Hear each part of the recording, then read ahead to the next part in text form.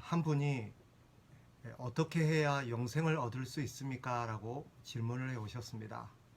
영생에 대한 질문은 가장 우리에게 있어서 중요하고 본질적인 질문이라고 할 수 있습니다.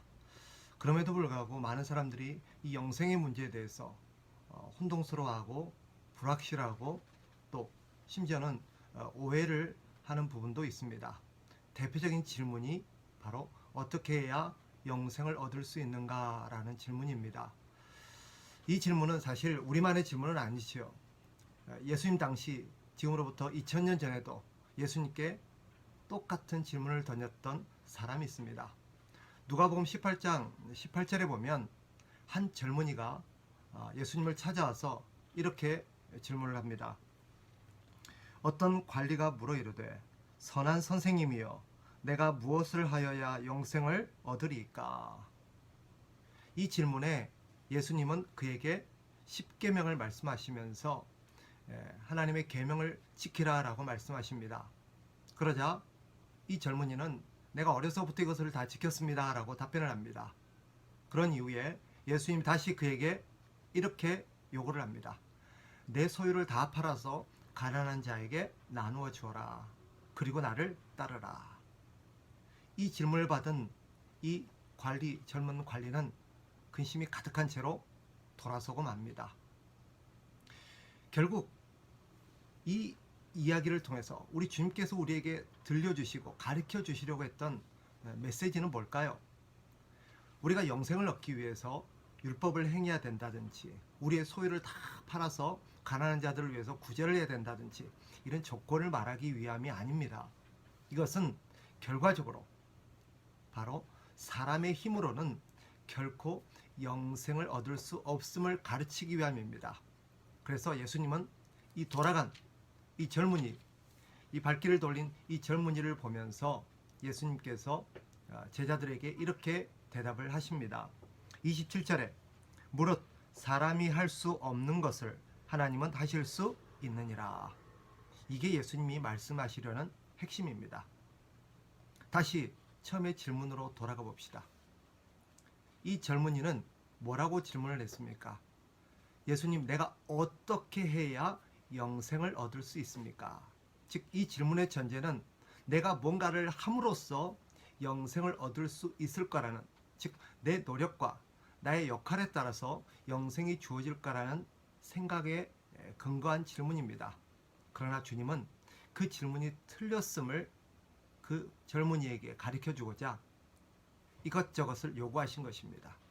그러나 결국 자기 스스로는 결코 영생을 얻을 수 없다는 것을 깨닫고 돌아갔지요. 그렇습니다. 영생은 우리의 노력, 사람이 어떻게 해서 받을 수 있는 게 아니라 하나님이 우리에게 주시는 것입니다. 즉 하나님이 주셔야만 받을 수 있는 것입니다. 그래서 성경은 영생이 하나님의 선물이다 라고 말합니다. 자, 그렇다면 어떻게 해야 우리는 어떻게 이런 선물을 받을 수 있을까라는 궁금증이 들 수 있죠. 우리는 어떻게 이 영생을 얻을 수 있습니까? 답은 앞에서 주어졌습니다. 하나님께서 우리에게 주셔야 되는 것입니다. 그럼 어떤 사람에게 하나님은 영생을 주십니까? 어떤 사람에게 하나님이 선물을 주십니까? 그것은 오직 하나님만이 아실 수 있겠지요.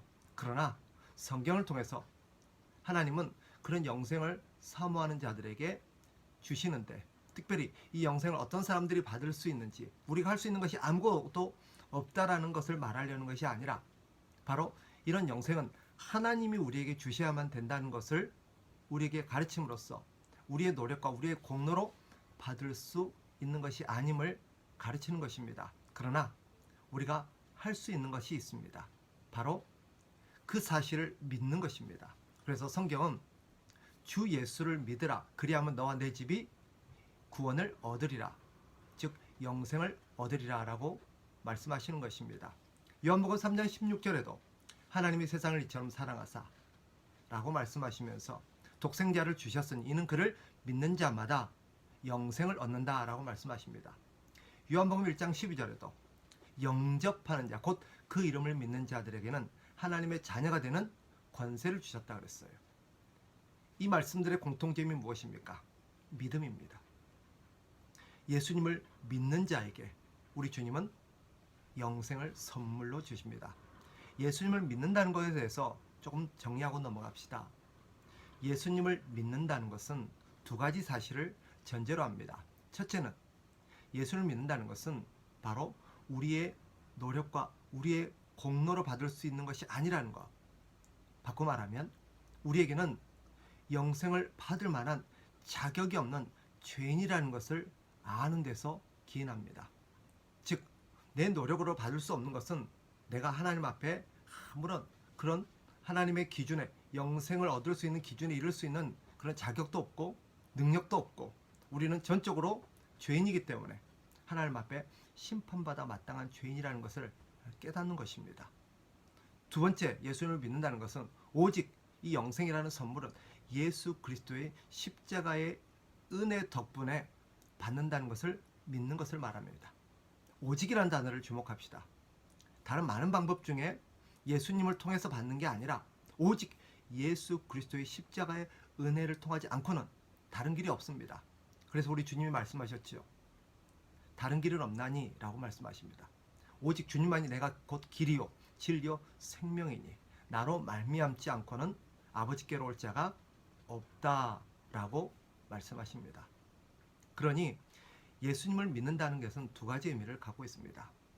나는 받을 자격이 없는데 오직 하나님의 은혜로만이 받을 수 있으며 그 하나님의 은혜로 우리가 받는 선물은 예수 그리스도를 통해서만 예수님의 십자가의 은혜를 통해서만 받는다는 것을 믿는 믿음입니다.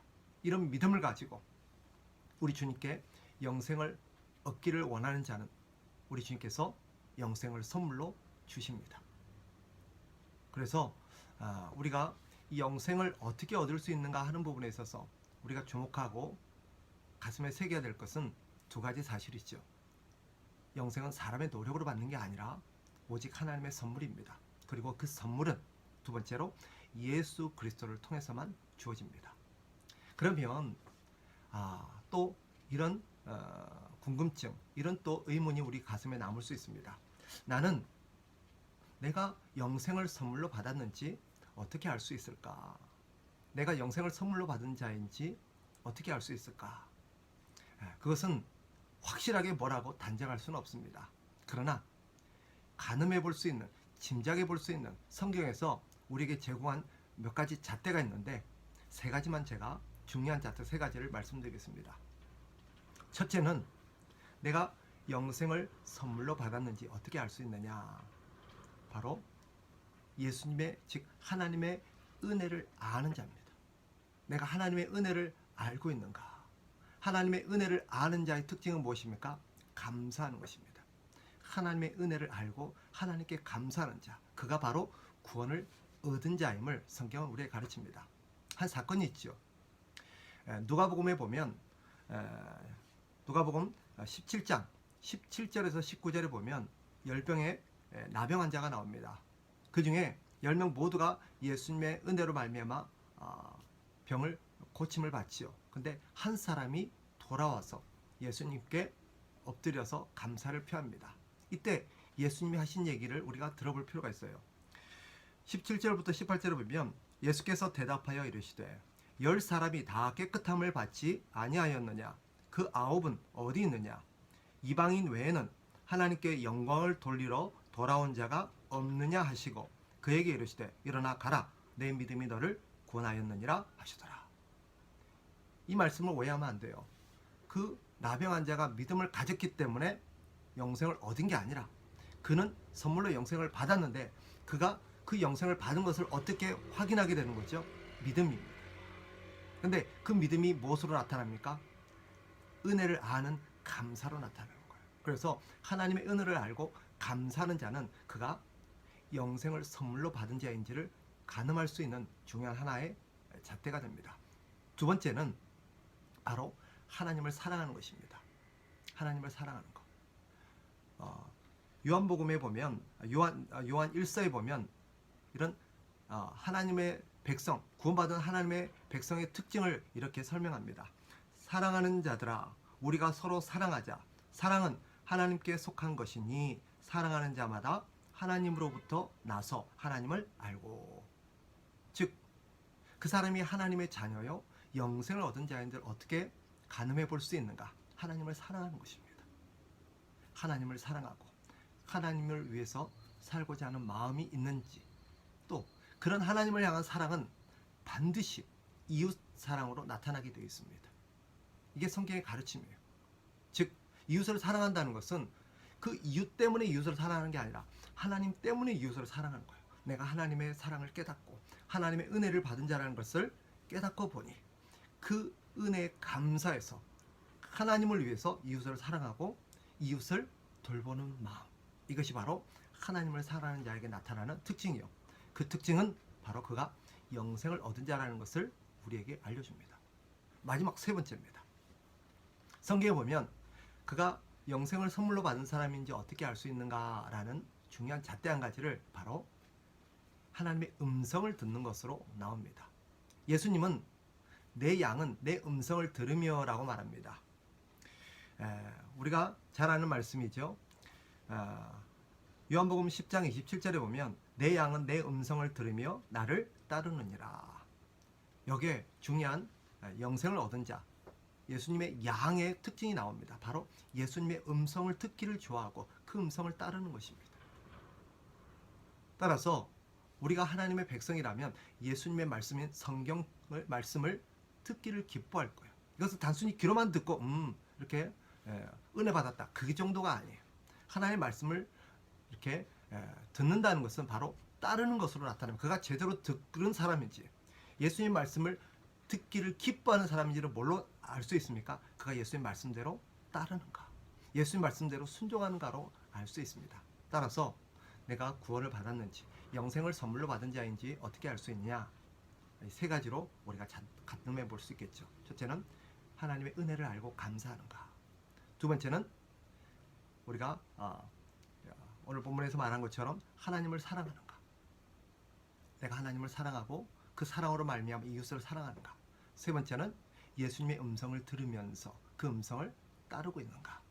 이런 내 자신을 보면 내가 영생을 받은 자인지 가늠해 볼 수 있겠죠. 이 말씀이 도움이 되기를 바랍니다. 다시 한번 하나님의 말씀, 내가 영생을 소유하는 것은 가장 중요한 일인데 그 영생을 소유한 자인지를 다시 한번 생각하고 살피면서 우리가 예수님의 자녀답게 살아가는 우리 모든 참된 가족들 되시기를 주의 이름으로 축복합니다. 감사합니다.